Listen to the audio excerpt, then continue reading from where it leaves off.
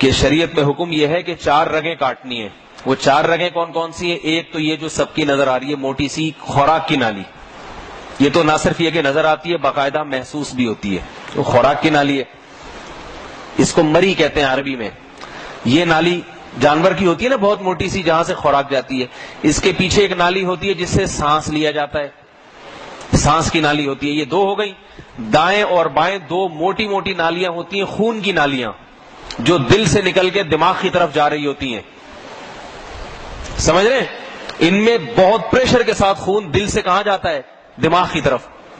آپ اللہ کی رحمت دیکھیں اپنی مخلوق پر کہ جانور کو ذبح کرنے کا حکم ہے. اس سے جیسے ہی یہ 2 نالیاں کٹتی ہے نا, خون والی, بلڈ والی, تو دماغ میں خون کی سپلائی بند, جس سے دماغ میں درد کا احساس ختم ہو جاتا ہے.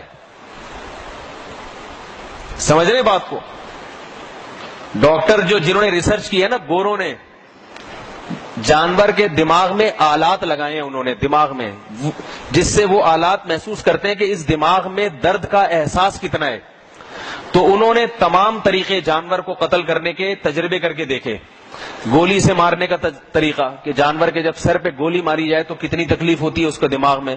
پتہ چلا جب آلے سے محسوس ہوا کہ بہت تکلیف ہوتی ہے, دماغ پھڑکتا ہے کافی دیر تک. اور مختلف طریقے, بجلی کے جھٹکے.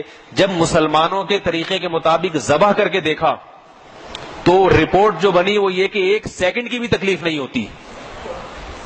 کیوں؟ اس کی وجہ کیا ہے؟ اس لیے کہ جب بھی ہمیں کوئی درد ہوتا ہے نا تو 3 سے 4 سیکنڈ لگتے ہیں اس درد کو محسوس کرنے میں. بھائی آپ کو ہاتھ پہ اگر چوٹ لگے نا تو فوراً محسوس نہیں ہوتا, 3-4 سیکنڈ بعد دماغ تک پیغام پہنچتا ہے اور دماغ کو تکلیف کا احساس. جب جانور کے گلے پہ چھری چلتی ہے نا, اگر چھری تیز ہو, جیسے کہ حدیث میں آتا ہے چھری بھی تیز ہونی چاہیے اور جلدی سے ذبح کر دو تاکہ تکلیف نہ ہو, تو اگر فوراً ہاتھ چلایا اس پہ اور ذبح کر دیا تو 3 سے 4 سیکنڈ میں جب جانور کو پیغام پہنچتا ہے نا ذبح ہونے کا, گردن کٹ رہی ہے, اس وقت اس کے دماغ میں خون پہنچنے کا راستہ, بولو بھائی, بند. اور خون نہیں پہنچے گا تو جانور, آپ دیکھیں کہیں بیٹھتے ہیں جسم سن ہو جاتا ہے, ہاتھ سن ہو گیا تو ہاتھ کو ماریں گے تکلیف ہوتی ہے بھائی؟ نہیں ہوتی. حالانکہ بلڈ موجود ہے, خون موجود ہے, مگر خون کا دوران کم ہو گیا ہے. تو خون ہونے سے زندگی ہے.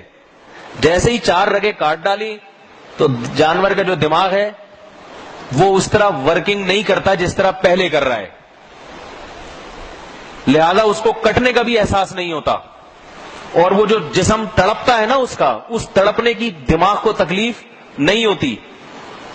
اور عجیب بات یہ کہ شریعت نے کہا 4 رگوں کے بعد مزید نہ کاٹو.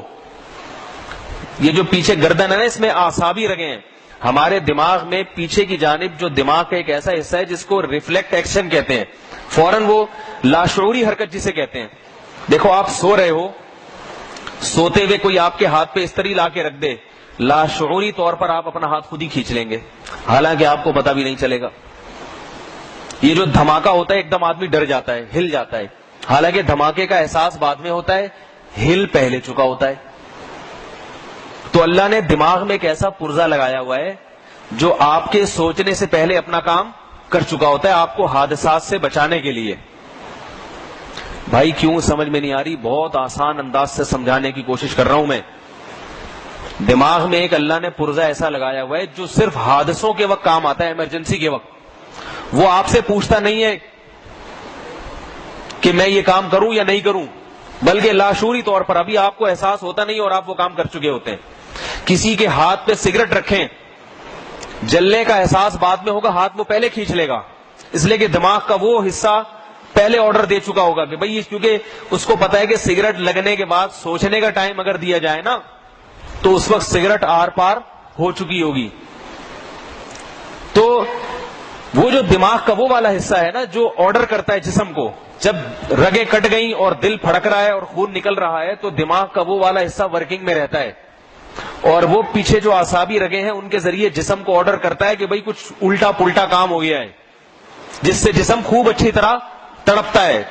جانور بہت ٹانگیں چلاتا ہے, اس کا فائدہ یہ ہوتا ہے کہ اس کا جسم کا جتنا خون ہے وہ سارا اس کی حرکت کی وجہ سے باہر نکل جاتا ہے.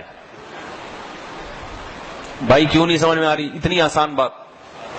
اب اگر جانور کی گردن پوری کاٹ دی جائے تو تکلیف تو نہیں ہوگی, ایک حکمت تو حاصل ہوگی, مگر دوسری حکمت فوت ہو جائے گی کہ اس کا گوشت خون سے پاک نہیں ہوگا. شریعت نے ایسا حکم دیا کہ تکلیف بھی کم سے کم ہو, یا تو بالکل ہی نہ ہو یا کم سے کم ہو, اور اس کا گوشت بھی ناپاک اور گندے خون سے صاف ستھرا ہو جائے. سمجھ رہے بات کو؟ اس لیے یورپ میں بھی آج کل اسی پر ریسرچ ہو رہی ہے کہ جانور کو ذبح کر کے ہی کھانا چاہیے. وہ بھی اسی طرف آ رہے ہیں کہ اس سے گوشت بیماریوں سے پاک.